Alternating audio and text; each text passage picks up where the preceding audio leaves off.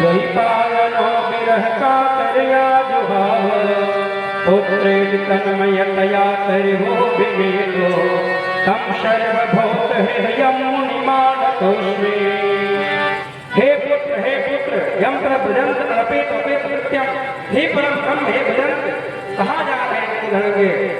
आप कम से कम आइए यहाँ आश्रम में। आप नाम संस्कार हो जो भविष्य संस्कार हो जने हो आप दीक्षा कीजिए, गुरु के सानिध्य में जाइए, तब आप जाकर के जंगल में तपस्या कीजिए। एक मिनट था नहीं सुनने वाले थे। छोटी आगे जा करके एक तालाब थे, वहाँ वो स्त्रियां स्नान कर रहे थे। उस रास्ते से सुखदेव जी महाराज चले गए। उसी रास्ते से जब वेद व्यास करके जा रहे थे वृक्ष थे, वो भी आवाज रहे थे हे पुत्र सब स्त्रियां बाहर निकल गए। पूछे मेरा पुत्र 12 वर्ष चला जा रहा था, उस समय तुम लोग लज्जासन क्यों नहीं आए? और हम इतनी अवस्था में हैं, वृद्धावस्था में, इतने लज्जा क्यों? बोले स्त्रियां क्या जवाब देती है? हे वेदव्यास आप और आपके पुत्र सुखदेव जी महाराज परमहंस है, परम ज्ञानी है, इसलिए उनके पास कोई मोह माया कुछ वैसे उनकी दिखाई नहीं पड़ा, इसलिए उनकी रास्ता नहीं। आप लौट जाइए, वो परमहंस ज्ञानी प्रेम से बोले सुखदेव जी महाराज की जय। उसके बाद कथा सुखदेव जी की कथा इसलिए सुनाए कि आगे राजा परीक्षित की भी कथा आती है इसमें, और श्रीमद् भागवत में आप श्रवण किए होंगे। सुखदेव जी महाराज राजा परीक्षित को श्रीमद् भागवत सुनाए थे। वो देव भागवत की कथा है। देव भागवत में कुछ भिन्नता है। देव भागवत की पहले कथा सुना देते हैं, उसके बाद श्रीमद् भागवत की भी कथा सुना देंगे। दोनों की ही कथा है। श्रीमद् भागवत है कि पहले किया गया था वेद व्यास जी के लड़का हुए संतान हुए सुखदेव जी महाराज, और श्रीमद् भागवत कथा सुनाए राजा परीक्षित को।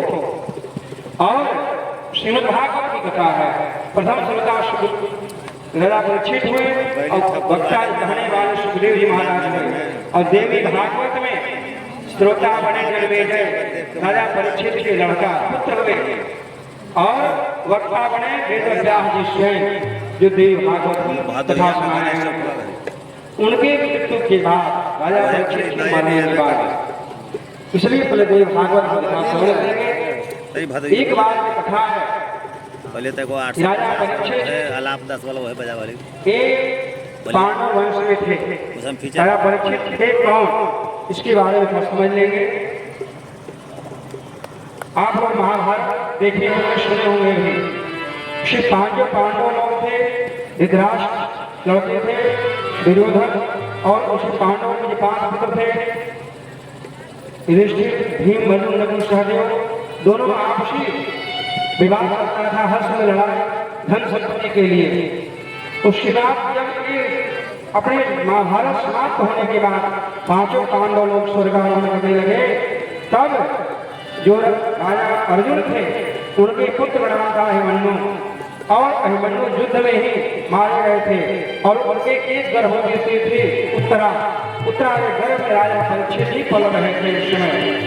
और जैसे महाभारत समाप्त होने के बाद आई, उस समय जो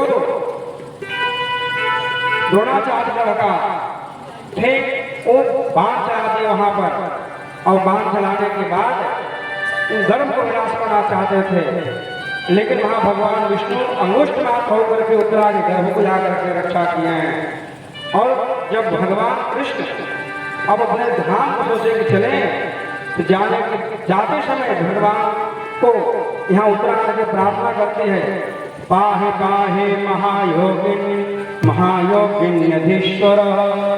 हे प्रभु आप रक्षा के लिए इतने गर्भ को पीड़ा हो रहा है, जलन हो रहा है, तो भगवान जाकर गर्भ को रक्षा करते हैं।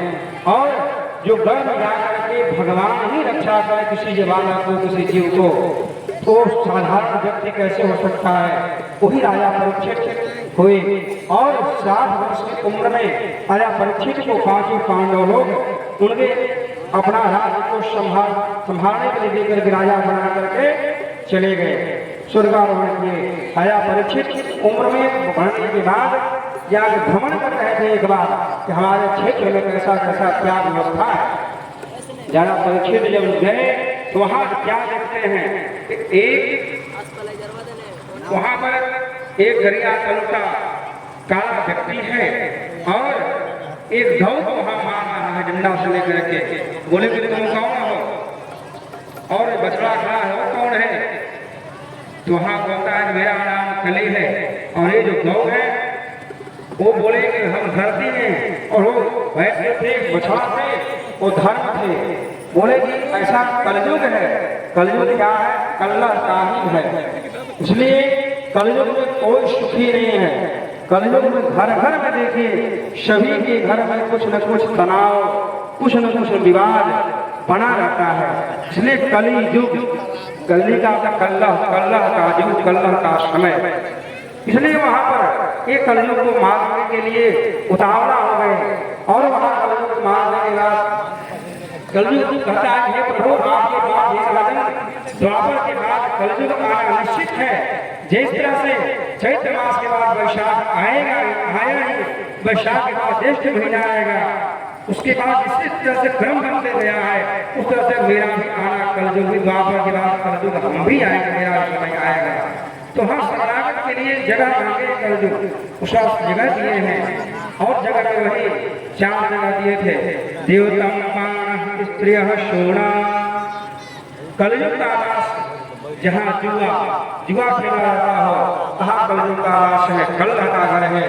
देवतम पान जहाँ मदिरा का काम होता हो शराब पीते हो और स्त्रिय सोना जहाँ पर स्त्री का गमन होता